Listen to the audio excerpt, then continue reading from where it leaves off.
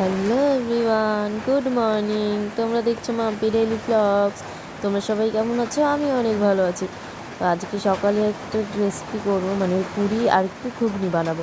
তো তোমাদের সাথে ভাবলাম শেয়ার করি, চলো দেখতে থাকো। দেখো, এখানে আমি মটরটাকে ভিজিয়ে নিয়েছি, আর সাথে কয়েকটা ছোলাও ছিল, ওটাও ভিজিয়ে নিয়েছি। এখানে পেঁয়াজ একটু কুচিয়ে নিয়েছি, আদা আর একটুখানি রসুন কুচিয়ে নিয়েছি, আলু কেটে নিয়েছি, একটা লঙ্কা দেবো আমি, যেহেতু যেহেতু আমি আর টুকু সোনা খাবো, তো টুকু সোনা ঝাল খেতে পারে না, তো এর জন্য আমি ঝাল বলতে শুধু একটাই লঙ্কা দিয়ে দিচ্ছি। এখানে কড়াইয়ে তেল দিয়ে দিলাম, এখানে দিয়ে দেবো একটুখানি জিরে, দিয়ে দিলাম।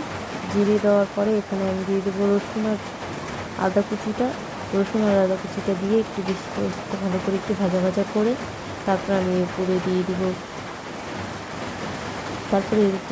একটু পেঁয়াজ কুচিটা দিয়ে একটু টাইম ভালো করে ভেজে নিয়ে তারপরে একটু নাড়াচাড়া করে নেবো। তো চল তোমার সাথে একটা কথা শেয়ার করি।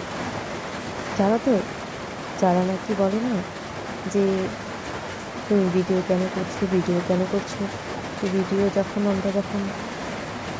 আমাদের আর কি ফলোয়ার্স বেড়ে যাবে, যখন আমরা এক জায়গায় গিয়ে পজিশনে গিয়ে দাঁড়িয়ে যাব, তারাই তখন আমাদের কাছে আসবে যে দিদিভাই আমাদের সাথে একটু ভিডিও করো। তো ঠিক বলেছি তো কথাটা?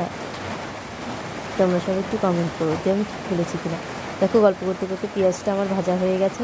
এখন আমি এর উপর দিয়ে দিলাম আলু দেওয়ার পর ওটাকে একটু নেড়ে চেড়ে একটু ভাজা ভাজা করে নেব। আর আমি খুব কম তেলে যেহেতু ঘুগনিটা বানাবো, তো সকালের খাবার বলে কথাই দিয়ে দিলাম একটু লবণ। একটু কম তেল মশলা খাওয়ার চেষ্টা করছি, কারণ আমি একটু বেশি মোটা হয়ে গেছি, এর জন্য একটুখানি হলুদ দিয়ে দিয়েছি। এখন আমি মটরটাকে দিয়ে দিলাম, এটাকে একটু কষিয়ে নিব, জাস্ট 3 মিনিট একটু কষিয়ে নিয়ে পরিমাণ মতন যে যেমন ঝোল খেতে চাও, কেউ ঘুগনি মাখা মাখা খেতে চাও, কেউ ঘুগনিটা আবার একটু ঝোল ঝোল খেতে পছন্দ করো। আমি যেমন একটু ঝোল ঝোল খেতে পছন্দ করি। তারপর গল্প করতে করতে এখানে কষানো হয়ে গেছে, তো আমি এখানে একটুখানি জাস্ট শুধু মিট মশলা দিয়ে দিলাম, সানরাইজের মিট মশলা। তো এটা সবাই অ্যাভেলেবেল পাওয়া যায় সব দোকানেই। এটা দিয়ে হালকা একটু কষিয়ে এখন আমি এটার মধ্যে জল দিয়ে দিব। তো ওই যে বললামই যে যেমন ঝোল খেতে চাও ঘুগনিতে, কেউ ঘুগনিটা মাখা মাখা পছন্দ করো, কেউ আবার ঝোল ঝোল, আমি যেমন ঝোল ঝোল ঘুগনি পছন্দ করি। তো এইভাবে প্রেশারে জল দিয়ে পরিমাণ মতন তারপরে 2 সিটি মেরে নিলেই রেডি ঘুগনি। আর ঘুগনির সাথে আমি যেহেতু পুরিও বানাবো, তো তোমাদের সাথে পুরিটার রেসিপিও শেয়ার করবো। তো পুরিটা কেন ফোলে না, দেখো আমার ঘুগনিটা একটু ঝোল ঝোল রয়ে গেছে। তো চলো এখন তোমাদের সাথে একটু আমি পুরিটার রেসিপি শেয়ার করে নিই।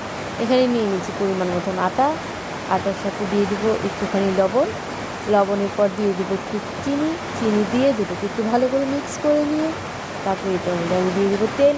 জাস্ট 2 চামচ কি 1 চামচের মতন তেল দিলেই হয়ে যাবে। যেহেতু আমি অল্প একটু করে আটা নিয়েছি, তো আমার 1 চামচের মতন তেল দিলেই হয়ে গেছে। যে যেমন নেবে পরিমাপটা একটু বুঝে দিবে, তাহলেই হয়ে যাবে। এটাকে এখন আমি একটু গরম জলটাকে একটু ঠান্ডা করে নিয়েছিলাম, ওই জলটা দিয়ে এখন ভালো করে আমি আটাটা মাখবো। দেখবে পুরিগুলো একদম সবগুলো ফুলে ফুলে উঠবে। কোনো হয় না যে পুরিটা কেন ফুলছে না, কারণ এখানে এই যে ময়ামটা আমি ভালো করে দিয়ে নিয়েছি, এটার কারণেও কিন্তু আমার পুরিটা ভালো করে ফুলবে। আর এখানে এই যে আমি গরম জলটাকে পুরো ডাইরেক্ট গরম জল দিচ্ছি না, হালকা একটু ঠান্ডা করে নিয়ে তারপর দিচ্ছি উষ্ণ উষ্ণ গরম জল, যেটা আমি হাত দিয়ে ধরতে পারবো আর কি, এরকম গরম জল আমি দিয়ে দিলাম। তো এটাকে ভালো করে এখন মেখে নিয়ে তারপর চলো তোমাদের সাথে দেখা হচ্ছে। যে আমার আটাটা ভালো করে মাখা হয়ে গেছে, তোমরা দেখতেই পাচ্ছ, না খুব বেশি নরম হয়ে গেছে না খুব বেশি শক্ত রয়েছে। তো এই পরিমাণেই রাখতে হবে। তো চলো তোমাদের সাথে যে কড়াই বসিয়ে দিয়েছি, তেল পুরো গরম হয়ে গেছে, তাহলে এখন আমি পুরিগুলো ভেজে নিই। তোমরা দেখতে থাকো, দেখবে বলছি আমি মাখাটা যত ভালো হবে, তোমরা যদি আমি যেভাবে মাখলাম আর কি, তোমরা যেভাবে দেখলে এইভাবে যদি মাখো, তাহলে সত্যি 100% শিওর যে সব কটা পুরি ফুলবে। এই দেখো আমার পুরিটা কেমন ফুটবলের মতন ফুলে গেছে। তোমাদের অনেকে বলে যে দিদিভাই পুরি আমার ফুলে না, কেন ফুলবে না? আমার রেসিপিটা শেয়ার করো, তাহলে ঠিক ফুলবে। আর এই ভিডিওটা যদি ভালো লাগে তাহলে প্লিজ সাবস্ক্রাইব করে দিও।